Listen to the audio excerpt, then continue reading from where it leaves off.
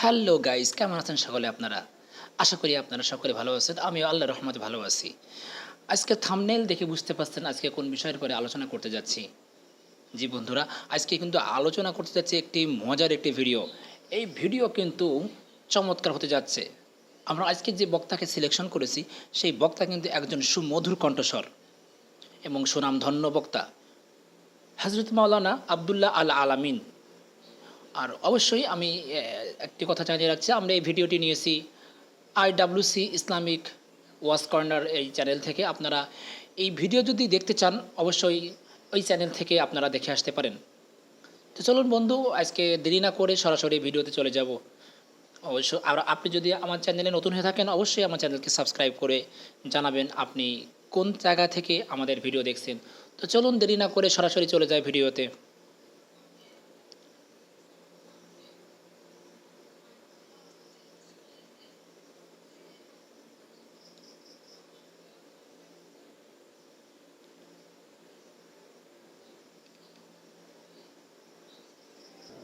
চার স্ত্রী একদিন নবীর সামনে বসা। চারজনকে রাসূল কি ভালোবাসা দিয়েছেন? রাসূল বললেন, নবীজির চারজন স্ত্রী এবং চারজন স্ত্রী কিন্তু একই প্রশ্ন করছে যে নবীজি আপনি আমাদের মধ্যে কাকে বেশি ভালোবাসেন। এখন দেখেন নবীজি এই জায়গাটাই কীভাবে সমাধান করে, তার চার স্ত্রীকে কীভাবে সন্তুষ্ট করে। তোমরা কেমন আছো? ভালো। হুজুর, আমাদের মধ্যে একটু গন্ডগোল লাগছে। কেন বলুন তো, আপনি একটু সত্যি করে বলুন তো, আপনি কাকে বেশি ভালোবাসেন? সবাই বলে আমাকে বেশি ভালোবাসে। আপনার মুখ থেকে শুনতে চাই, সুবহানাল্লাহ বলবেন না? তিনি সব দিকের সাকসেস ছিলেন, আদর্শ স্বামীও ছিলেন। ছোট্ট ছোট্ট বাচ্চা বিষে যেতেন, রাসূল বাচ্চা হয়ে যেতেন, ওদের সঙ্গে খেলতেন। রাসূল হোসেনকে বলতেন, নাতি এদিকে আয়। কেন না, তুমি তো ঘোড়ায় চড়ো, আমার কি ঘোড়ায় চড়ার শখ হয় না? তোমার তো পা ছোট, তুমি ঘোড়ায় চড়বা, বড় হলে পাটা বড় হোক এরপরে চড়বা। কেন না, আমি এখনই ঘোড়ায় চড়বো, তুমি ঘোড়া হও। আমার নবীজি দুটো হাত সামনে দিতেন, হামাগুড়ি দিয়ে থাকতেন, আর হুসাইন লাফ মেরে নবীর পিঠের উপরে চড়তেন, আর পিছনে থাপড়ায় বলতেন, ঘোড়া যা। ভয়ঙ্কর প্রশ্ন কিন্তু ঘর ঘুরতেন। খালকে সকালে বলাবে। চার স্ত্রী নবীর সামনে বলতেছেন, হুজুর আপনি সত্যি করে বলেন তো, আপনি কাকে বেশি ভালোবাসেন? কি ম্যানেজমেন্ট তার ছিল! আমার রাসূল বলেন, এখন বলা যাবে না, কালকে সকালে বলবো, যাও। কিভাবে তিনি উত্তর দিবেন দেখেন, কি প্ল্যান তিনি করেছেন। 8টা খেজুরও নিয়েছেন, 2টা করে খেজুর আমার নবীজি 4 স্ত্রীর জন্য বরাদ্দ করলেন। প্রথম স্ত্রীর ঘরে ঢুকলেন, আম্মা জান আয়েশার ঘরে ঢুকে বলছেন, আয়েশা রে, আমি তোমাকে দারুণ ভালোবাসি, এই 2টা খেজুর তোমাকে দিয়ে গেলাম, আর তোমাকে বলে যাচ্ছি তোমাকে খুব বেশি ভালোবাসি, কিন্তু এই কথা যেন অন্য কোনো স্ত্রীর কানে না যায়। দ্বিতীয় স্ত্রী ঘরে গিয়ে একই কথা বললেন, 2টা করে খেজুর দিলেন। 4 স্ত্রীর ঘরে একই কথা বলে তিনি বিদায় নিলেন। পরের দিন সকালবেলা বুক ভরা আশা নিয়া সব চলে আসছে, রাসূল আজকে আমার নামটাই নিবেন। আমার নবীজি চুপ মেরে বসে আছেন, আবার মুস্কি মুস্কি হাসিও দিচ্ছেন। 4 স্ত্রীর সামনে বসা, হুজুর আপনি আজকে বলতে চেয়েছেন আমাদের কাঙ্ক্ষিত কথা, আপনি এখন আমাদের মধ্যে বলে দেন আপনি কোন স্ত্রীকে সবচেয়ে বেশি ভালোবাসেন। আমার নবীজি বললেন, ও আমার স্ত্রীরা, আমি তাকেই সবচেয়ে বেশি ভালোবাসি। গত রাত্রিতে আমি যাকে লুকোচুরি করে 2টা খেজুর দিয়ে আসছি। যা, বুঝতে পেরেছেন তো?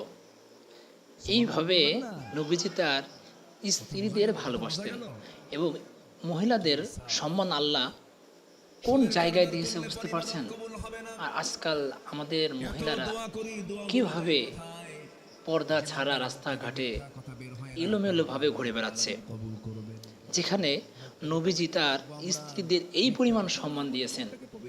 আমাদের মা বোনেরা তো সম্মান নিয়ে বাসায় থাকবে, পর্দার সাথে নামাজ কালাম পড়বে, ইমানের সাথে থাকবে, কিন্তু আজকাল কিন্তু এটা দেখা যায় না। সবাই খারাপ সেটা বলছি না, যারা ভালো তারা তো অবশ্যই ভালো, ব্যতিক্রম তো অবশ্যই থাকবে। চলুন আরও একটি মজার ঘটনা দেখে আসি। কি বাদ দিয়ে দাও বলেন? মুনাফিকি বাদ দিয়ে দাও। মুনাফিক তারা যারা মিথ্যা কথা বলে, যারা ওয়াদা ভঙ্গ করে, যারা আমাদের খেয়ানত করে, যারা বেফাস কথাবার্তা বলে, খালি বলে কথা হইলি বলে খেলা হবে। কইছে না খেলা হবে। এটা কি ভালো কথা না বেফাস কথা বলেন তো? এটা কি কোনো বিজ্ঞ ব্যক্তির কথা এটা হতে পারে? প্রচুর গরম লাগছে, ফ্যানটা দিয়ে নেই। বলে খেলা হবে, কই লোকই তো নাই। বেকুফ এগুলো, যারা বেফাস কথাবার্তা বলে, যারা মিথ্যা কথা বলে, যারা ওয়াদা ভঙ্গ করে, যারা আমানতের খেয়ানত করে, তারাই হলো মুনাফিক, তারা হলো মুনাফিক। খেলা হবে, দুনিয়ার শাসন করতো অমরের কথা আমরা বলছিলাম, বেফাস কথা, কি শাসক তারা ছিল, প্রশ্নই আসে না। তাদের মধ্যে সততা কাজ করেছে। একটু কান দিয়া হৃদয় দিয়ে শোনার চেষ্টা করুন, তাদের মধ্যে কি ইখলাসটা ছিল, কোনো মুনাফিকি ছিল না।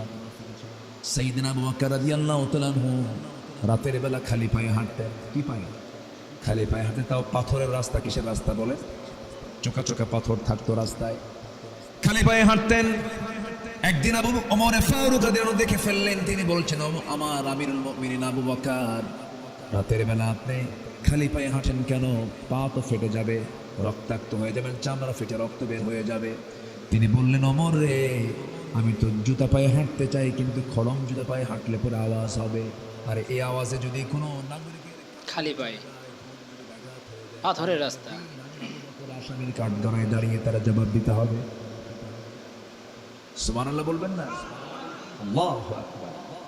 কি কথা বলে দিলেন তিনি? দেখেন, আমি যদি জুতা পায়ে হাঁটি, আমার জুতার আওয়াজ, হাঁটার আওয়াজ ঘুমন্ত ব্যক্তির কানে চলে গেলে তার ঘুম যদি নষ্ট হয়ে যায়, কিয়ামতের দিন আমাকে আসামির কাঠগড়ায় দাঁড়িয়ে তারা জবাব দিতে হবে। আর একজন নেতা আসবেন, নাটোরে সিরাজগঞ্জ রোড থেকে সব রাস্তা ব্লক। কি আছে না নাই? গাড়ি বন্ধ, কি নেতা! সুবহানাল্লাহ, 50টা গাড়ি, পিছনে 50টা গাড়ি। আপনি কত বড় নেতা হয়েছেন? পায়ের আওয়াজে ঘুম ভেঙে যাবে বলে খালি পায়ে হাঁটছে, তাও আবার পাথরের পারে। সুবহানাল্লাহ, সুবহানাল্লাহ। জনগণের রাস্তার অসুবিধা তৈরি করে যারা এই সমস্ত ফোর্স নিয়ে চলে, সম্পূর্ণ সম্পূর্ণ অন্যায়, অন্যায়, অন্যায়। ঠিক কিনা? এগুলো অন্যায়, এগুলো। আছে ওমর ফারুক রাতের বেলা একা একা চলতেন, কাউকে নিতেন না। তারা তো জনগণের নেতা ছিল। এখন এতগুলো লোক নেয় কেন জানেন? জনগণ ফ্রি পাইলে তো কাবাবার সালাদ বানায় ছাড়বে, বুঝলেন না? ভয় চলে। আমার বন্ধুগণ, তারা ছিলেন খাদেম। সাইয়েদনা আবু বকর রাদিয়াল্লাহু তাআলা খেলাফত আমল, নতুন খেলাফতের দায়িত্ব গ্রহণ করেছেন। তার আগ দিয়ে তিনি এক মহিলার বাড়িতে গিয়ে কাজ করে আসতেন। মহিলা মানে বৃদ্ধা মানুষ, বয়স্কা মানুষ, বুড়ি মানুষ। তার স্বামী নাই, ছেলে মেয়ে কেউ নাই, তার খেদমত করার জন্য কেউ নাই। সাইয়েদনা আবু বকর সিদ্দিক রাদিয়াল্লাহু আনহু প্রত্যেক রাত্রিতে শেষ রাতে তার বাসায় যেতেন, কাপড় চোপড় ধুয়ে দিতেন, খাবার দাবার জোগাড় করে দিতেন, এরপরে তিনি চলে আসতেন। এরকম করে তিনি প্রত্যেক রাতে এরকম খেদমত করে আসেন। ওমর ফারুক একজন ওই মহিলার খেদমত করার জন্য দরজায় গিয়ে নক করছেন। মহিলা ভিতর থেকে বলছেন, কে ডাকো, আপনার কোনো খেদমত লাগবে নাকি? না, কিছুক্ষণ আগে একজন মানুষ আমার খেদমত করে গেছে। ওমর ফারুক মনে মনে চিন্তা করেন, কোন খাদেম আছে দেখি তো, এই মদিনায় কোন খাদেম এই মহিলার খেদমত করে। ওই মহিলার ঘরের পাশে গিয়ে দাঁড়ায় থাকেন, আড়াল করে কোন পুরুষটা আসে, কোন লোকটা আসে তার খেদমত করার জন্য। প্রথম দিন পেলেন না, দ্বিতীয় রাত্র পেলেন না, তৃতীয় রাত্রি উঁকি মেরে তাকায় দেখে দেখেন কেউ না। প্রথম খলিফা আবু বকর সিদ্দিক ওই মহিলার ঘরের মধ্যে ঢুকলেন। জোরে বলি সুবহানাল্লাহ। বের হলে বললেন, আমিরুল মুমিনিন, খেদমত করার সুযোগ আমাদেরকে একটু দেন, সব আপনি একাই করবেন। সাইয়েদনা আবু বকর বলছেন, ওমর, হাসরের ময়দানে তোমার আমলনামা আমার পিঠে আসবে না, আমার আমলনামা তোমার পিঠে যাবে না। কিয়ামতের দিন আমার আমলনামা আমাকে নিয়ে উঠতে হবে। আমার প্রতিবেশীর হক আমাকে আদায় করতে দাও, আমি কারো অপেক্ষায় থাকবো না। যেরকম সুবহানাল্লাহ। 2 বছর একটানা খেদমত করলেন, তিনি মারা গেলেন। ইন্তেকালের পরে সুবহানাল্লাহ, ওই মহিলার খেদমত করবে কে? মহিলাও জানে না খলিফা মারা গেছেন। প্রথম খলিফার ইন্তেকাল হয়ে গেছে, তিনি বৃদ্ধ মানুষ, তার কানে কেউ সংবাদ দেয় নাই। ওমর ফারুক পরের দিন পরের রাত্রেবেলায় দরজায় গিয়ে নক করছেন।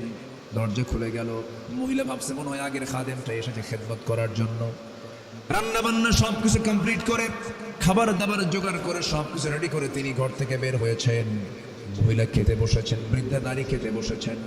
একটা ধোয়া খেজুর যখন মুখের মধ্যে নিয়েছেন, কামড় মারার সঙ্গে সঙ্গে খেজুরের মধ্যে বিচি বের হয়ে গেল, বিচি ছিল, ওই বিচির উপরে কামড় লাগার সঙ্গে সঙ্গে মহিলা কেঁদে ফেলে বললেন, বুঝতে পেরেছি খাদেম চেঞ্জ হয়েছে, আগের আবু বকর আর দুনিয়াতে নাই। কারণ আমার আবু বকর যখন আমার খেদমত করতে আসতো, খেজুর শুধু ধুয়ে দিত না, খেজুরের বিচি শুদ্ধ খুলে আমার সামনে শুধু খেজুর দিত, আমি আরামে খেতাম। সুবহানাল্লাহ বলবেন না? এই ছিলেন তারা। জনগণকে তারা ভয় পেতেন, এই জনগণ যদি আমার পক্ষে আল্লাহর সামনে না রায় দেয় আমাকে জাহান্নাম যেতে হবে। জনগণকে তারা আমানত মনে করেছেন, জনগণকে তারা বড় আমানত মনে করেছেন। ওমর ফারুক একদিন কাঁদতে কাঁদতে বলছেন, তোমরা কি জানো ফোরাত নদীর তীরে একটা কুকুর যদি অনাহারে মারা যায়, কি অনাহারে মারা যায়? কুকুর কি মারা যায়? কুকুর যদি অনাহারে মারা যায়, ইরাকের রাস্তা খারাপের কারণে গর্তের মধ্যে সুবহানাল্লাহ। পা যদি ভেঙে যায়, আমি ওমর ওই জনগণের ভালোবাসা এমনি এমনি পাওয়া যায় না, তার জন্য জনগণের কাছে যাওয়া লাগবে। এই ওয়াজ দ্বারা কিন্তু আমরা সেটাই বুঝতে পারছি। তারা চলেছেন। আপনাকে জনগণ কেন ভালোবাসবে? আপনি জনগণের জন্য যখন কিছু করবেন, যখন তাদেরকে কাছে ডেকে নেবেন, তখনই তো আপনার জনগণ আপনাকে ভালোবাসবে। না, এসে নামাজ পড়ালেন, কারণ ইসলামের রাষ্ট্রে যিনি রাষ্ট্রপ্রধান হবেন তিনি নামাজ কখনো পড়বেন না, তিনি পড়াবেন, ঠিক কিনা? রাষ্ট্রের দায়িত্ব, রাষ্ট্রপতির দায়িত্ব নামাজ পড়া না পড়ানো, রাষ্ট্রেরও নেতা নামাজেরও। এটাই হলো ওমরের শাসন ব্যবস্থা। ঘরের মধ্যে ঢুকি বউটাকে ডাক দিয়ে বলছেন, বউ আমার ঘুমানোর কোনো সুযোগ নাই, খাওয়া দাওয়া দাও। খাইলেন। ঘর থেকে বের হয়ে জনগণকে দেখার জন্য বের হলেন। সামনে কিছু দূর চলতে নিয়ে দেখেন বাচ্চারা কান্নাকাটি করছে। এক ঘর থেকে বাচ্চাদের কান্নার আওয়াজ, 4-5টা বাচ্চার কান্নার আওয়াজ। রাগ সামলাতে না পেরে ওমর ফারুক একটু মেজাজি মানুষ ছিলেন, খুব রাগী মানুষ ছিলেন। দরজার কাছে গিয়ে নক করে বলছেন, কোন মহিলা বাড়িতে আসো? কেমন মা, সন্তানের কান্না থামাতে পারো না? মহিলা ভিতরে থেকে জবাব দিতেছে, কান্না থামাবো কেমনে, খাবার তো নাই। গরম পানি, শুধু গরম পানি করতে, পানি শুধু গরম করতেছে, ওদেরকে বোঝাচ্ছি খাবার হচ্ছে, খাবার তো নাই, আমি বিধবা মানুষ। ওমর ফারুক লজ্জা পেলেন। খাদ্য গুদাম থেকে এক বস্তা আটা নিয়ে ওই মহিলার সামনে দিয়ে বলছেন, মহিলা আটার বস্তা যখন ফুরে যাবে আমাকে বলবে আটার বস্তা। আমি ওমর আবার প্রচুর রাগ ছিল ওমর রাদিয়াল্লাহু আনহুর, প্রচুর রাগ ছিল, কিন্তু নিয়ন্ত্রণের মধ্যে। সোর্স জানতে চাইলেন কি উৎস, জবাব এলো পেটে বাচ্চা, ধাত্রী নাই, ডেলিভারি হচ্ছে না, ধাত্রীও হবে। দৌড় মেরে স্ত্রীর সামনে সাধারণ স্ত্রীকে বলছেন বোরকা পড়ো। বউটাকে সঙ্গে করে ইমার্জেন্সি বের হলেন। ওই বাড়ির সামনে গিয়ে দুটো হাত জড়িয়ে ধরে বউকে বলছেন, আমার স্ত্রী, আল্লাহর কসম লাগে, আল্লাহর কসম করে বলছে, আমরা শাসক না, আমরা হলাম জনগণের খাদেম। ভিতরে একটা মহিলার পেটে বাচ্চা, ডেলিভারি হচ্ছে না, ধাত্রী নেই, গভীর রাতে আমি কাকে ডাকবো? আমার স্ত্রী, একটা কথা তোমাকে বলি, এই মহিলা যদি ইন্তেকাল করে মারা যায়, অথবা সন্তান যদি মারা যায়, কিয়ামতের দিন আমাদেরকে খুনির কাতারে আল্লাহর সামনে দাঁড়াতে হবে। যাও তাড়াতাড়ি খেদমত করো। বউটাকে ধাত্রী বানালেন, বউটাকে নার্স বানায় দিলেন। সুবহানাল্লাহ। বউটাকে ঘরের মধ্যে ঢুকাইয়া দিলেন। সেখান থেকে চললেন আরেক দিকে। ছোট্ট একটা লাঠি নিয়ে চলতেন, ছোট্ট একটা ছড়ি নিয়ে তিনি একা একা চলতেন, কাউকে তিনি পরোয়া করতেন না। অমর যে রাস্তা দিয়ে যেতেন সেই রাস্তায় শয়তান পর্যন্ত আসতো না, জোরে করে আল্লাহু আকবার। কিন্তু স্ত্রীর হক আবার আদায় করেছেন, স্ত্রীর সঙ্গে সুন্দর কথা বলেছেন, সুন্দর আচরণ করেছেন। গরম যতটুকু একটা মানুষ হতে পারে, একটা আদর্শ স্বামী কখনো বউয়ের সামনে গরম হতে পারে না। সুবহানাল্লাহ। শাসকের স্ত্রী ধাত্রী হয়ে গেল, নার্স হয়ে গেল, এই না হলে শাসক। চিকন সুরে, সুমধুর কণ্ঠে, মেয়েদের কণ্ঠের ভিতরে সুমধুর ভাব আছে না নাই? মেয়েদের কথা যাবে কি করে শয়তান, থরথরিয়ে তো কাঁপতো ওমরকে দেখলে। এই দেখেন, এখানেও সেই স্ত্রীর সাথে কেমন ব্যবহার হবে তার কথা বলা হচ্ছে। গানের আওয়াজ তিনি শুনতে পেলেন। শোনা মাত্রই তিনি ভাবলেন যে আমার রাষ্ট্রে, ইসলামী রাষ্ট্রে একটা নারী, অবশ্যই অবশ্যই। কেমন কথা! বিরহের গান। কিসের গান? বিরহের গান। একটা পুরুষকে পাওয়ার জন্য যে গান, আবেদনময়ী গান, আমার আছে না এরকম কত কি গান? আছে আছে, কণ্ঠ তো মধুর, তাই না মহিলাদের? বেশি গান অবশ্যই আছে। বিরহের গান যখন গাচ্ছিল মহিলা, সাইয়েদনা ওমর ফারুক রাদিয়াল্লাহু তাআলা আনহুর কানে যখন চলে গেল, তিনি খেপে গেলেন। উৎসটা খুঁজলেন, কোন বাড়ি থেকে এই গানটা আসে। সেই বাড়ির সামনে গিয়ে দাঁড়ালেন, দরজায় নক করলেন, কে ভিতরে, কে গান গায়? কিন্তু ভিতর থেকে কোনো আওয়াজ নাই, থেমে গেছে, কোনো আওয়াজ নাই, কোনো গান নাই। দরজায় ডাক দিলেন, দরজাও খুললেন না। চলে গেলেন। পিছন দিকে গিয়ে আস্তে করে দরজা না খোলার কারণে বেড়াটা টানলেন, খেজুর পাতার বানানো বেড়ার ঘর টান মারলেন, ভিতরে ঢুকে পড়লেন। ঢুকে পড়ে দেখেন মাথায় কাপড় দেওয়া পর্দার পরিবেশ নিয়ে একটা মহিলা দাঁড়ায় আছে, সামনে একটা প্রদীপ জ্বালানো, মহিলার সামনে দাঁড়ানো। সাইয়েদনা ওমর ফারুক বলেন, মহিলা তুমি ইসলামী রাষ্ট্রের ভিতরে কেন গুনগুন করে বিরহের গান গাও? তুমি কি আল্লাহর কালাম পড়তে পারো না, নামাজকে পড়তে পারো না? মহিলা ওমর ফারুককে না চিনতে পেরে বলে, আপনার পরিচয় আমি জানি না, তবে আমি ভুল করেছি, আমি গান গিয়ে আমার অপরাধ হয়েছে একটা। কিন্তু আপনি আমার ঘরের মধ্যে যে ঢুকলেন, আমি তো দরজা খুলি নাই, আমার স্বামীও ঘরের মধ্যে নাই। আপনি আমার ঘরের মধ্যে পেছন দিক দিয়ে ঢুকে দোষ করেছেন মোটে 4টা, আমি দোষ করলাম একটা, আপনি করলেন 4টা। কি কি দোষ বলো? নাম্বার 1 সালাম দিচ্ছেন নাকি না? নাম্বার 2 আপনি অনুমতি নিয়েছেন নাকি না? নাম্বার 3 আপনি দরজা না ঢুকে আপনি আমার বেড়া ভাঙলেন, আমার সম্পদ নষ্ট হলো। নাম্বার 4 আপনি একজন পরপুরুষ, আমি একজন পরনারী, যদিও পোশাক পরেছি পর্দার, কিন্তু আমার পর্দার খেলাফ একটু হলেও হয়েছে, আমি আপনাকে ছাড়বো না। সাইয়েদনা ওমর ফারুক নিজের পরিচয় সম্পূর্ণ গোপন করে বলছেন, মহিলা তুমি কি করবো বলো? আপনি কি চেনেন ওমর রেখে? আপনি কি ওমর রে চেনেন নাকি? আগামীকালকে সূর্যোদয় হওয়ার সঙ্গে সঙ্গে আমি আপনার বিরুদ্ধে বিষয়টা বোঝেন। ঘরের মধ্যে গুনগুন করে গান গাচ্ছে, সাইয়েদনা ওমর ফারুক শুনতেছেন, নক করা হয়েছে, দরজা খোলা হয়নি। তাই দরজা খোলা হয়নি, তাই খলিফা পিছন থেকে ঢুকেছে। ঢোকার পরে মহিলা তাকে বিলিম করছে যে আমি গুনগুন করে রাত্রে গান গিয়েছি, এটা আমার একটা অন্যায়, কিন্তু আপনি 4টা অন্যায় করেছেন। শুনুন যে 4টি অন্যায় কি কি, শোনা যাক, চলুন। বিরুদ্ধে কথা বলা মানে আপনি বড় অপরাধী। এই দুনিয়াতে একমাত্র যোগ্য শাসক যদি একজন থাকেন, তিনি হচ্ছেন ওমর ফারুক রাদিয়াল্লাহু তাআলা আনহু। ওমর মাথা নিচু করে চোখের পানি ফেলে ফেলে বলে, আল্লাহ এই বান্দার দোয়া তুমি আল্লাহ কবুল করে না।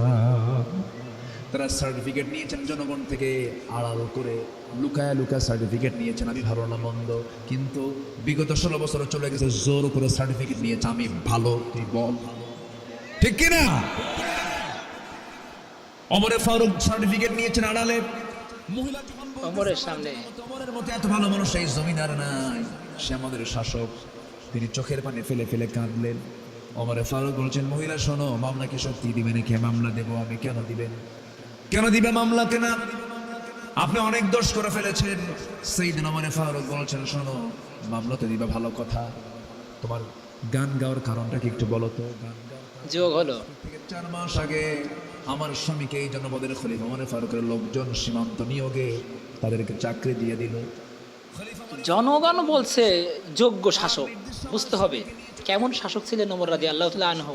সম্পর্ক করেছি, নতুন বিয়ে হয়েছে, মাত্র 4 থেকে 5 দিনের স্বামীকে পেয়েছে, আমার যৌবন ভরা আমার জীবন, আমার বয়স কম। মাত্র স্বামীকে 4 দিন পর পরে যখন 4 মাস গত হতে চলেছে, আজ পর্যন্ত স্বামীর কোনো দেখা নাই, সাক্ষাৎ নাই। রাতের বেলা নামাজ পড়ে শুয়েছি, মাঝরাতের দিকে ঘুম আমার ভেঙে গেছে, স্বামীর প্রতি আমার মহব্বত জেগে গেছে। বৈধ স্বামীকে পাওয়ার জন্য আমি গভীর রাতে গুনগুন গুনগুন করে বিরহের গান গাচ্ছি আমার স্বামীকে পাওয়ার জন্য। ওমর ফারুক মনে মনে চিন্তা করলেন, দোষ তো আরেকটা যোগ হলো। কি কথা কি বুঝতেছেন আপনারা? বিশাল চিন্তায় পড়ে গেলেন। এবার ওমর ফারুক তো শাসকদের শাসক, বিচারকদের বিচারক, তিনি তো বোঝেন কেমনে এই মামলা ঢিসমিস করে দেওয়া যায়।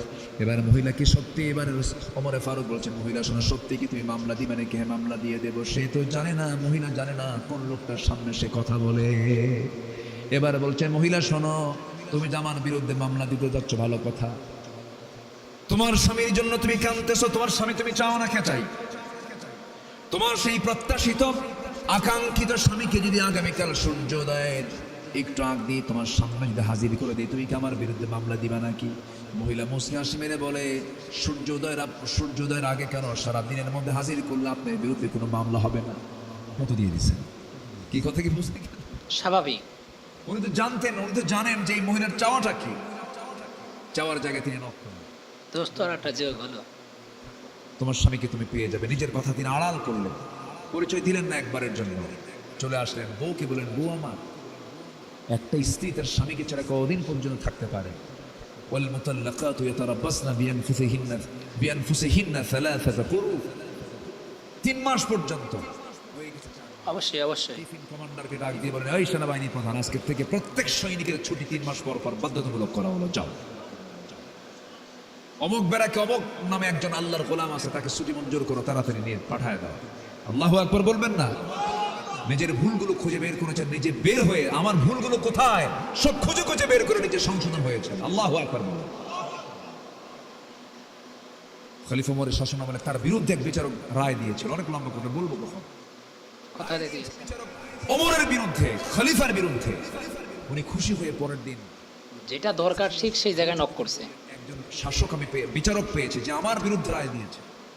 শাসক নিজের পরিচয় কিন্তু দেয়নি, এটাই কিন্তু শাসক। চিফ জাস্টিস বানায় দিলাম। সুবহানাল্লাহ বলবেন না? কাজী শুরাইহ ইবনুল হারিস আল কিন্দি রাহমাতুল্লাহ আলাইহি ঘোড়া কিনছেন ওমরে ফারুক। ঘোড়া কেনার পরে ঘোড়া নষ্ট হয়ে গেছে, আর ঘোড়ার চারটা পা নষ্ট হয়ে গেছে, অকেজ হয়ে গেছে, বসে গেছে। রাগ করে ঘোড়া বিক্রেতা বলছে, এই তুমি কি ঘোড়া দিলে আমারে? তুমি আমাকে অসুস্থ করে দিছো। ঘোড়া বিক্রেতা কয়, না আমি আপনাকে সুস্থ করে দিচ্ছি, আমি ঘোড়া নেবো না, আমি ঘোড়া আপনার ফেরত নেবো না। দুজন লাগছে তর্ক। চিন্তা করে শাসকের সামনে বিক্রেতার কথা কি কি স্বাধীনতা সেখানে ছিল।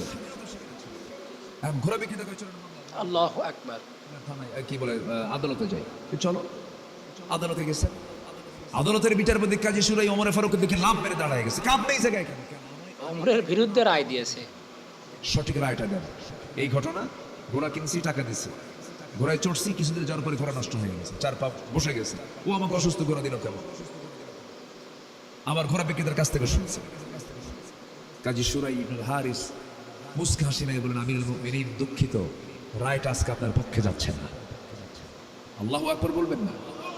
ওমরে ফারুক বলেন, তাহলে বুঝায় দাও, বুঝায় দেন আমার পক্ষে কেন আসবে না? আপনি আমার সামনে কথা বলছেন, আপনি কি বাড়ি পর্যন্ত যেতে পারবেন সুস্থ অবস্থায়? গ্যারান্টি দেন আপনি? কেন গ্যারান্টি নেই তো? ঘোড়া কিনছেন আপনি, দেখে নিছেন, টাকা লেনদেন হয়ে গেছে, আপনি ঘোড়ায় চড়ছেন, অসুস্থ হয়ে গেছে, ঘোড়াওয়ালার কি দোষ? সুবহানাল্লাহ বলবেন না? মাথা নিচু করে চলে আসলেন। বিচারপতিকে ধন্যবাদ দিয়ে চিফ একদম জাস্টিস বানায় দিলেন, একদম প্রধান বিচারপতি বানায় দিলেন।